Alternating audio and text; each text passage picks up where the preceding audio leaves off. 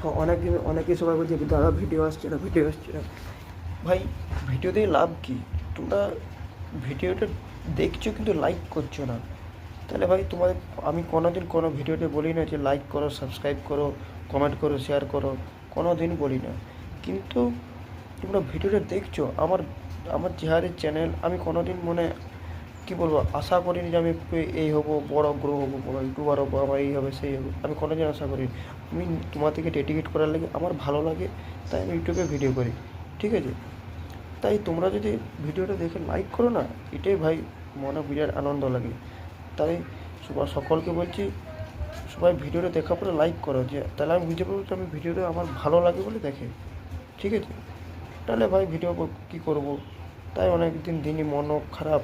তোমরা ভিডিও দেখছো, ইয়ে করছো, আমি কোনো ভিডিওতে দেখবে, আমি এতগুলো ভিডিও ছেড়েছি, কোনো ভিডিওতে কিন্তু ছাপ বলিনি যে লাইক করো, সাবস্ক্রাইব করো, অন্য এর মতো।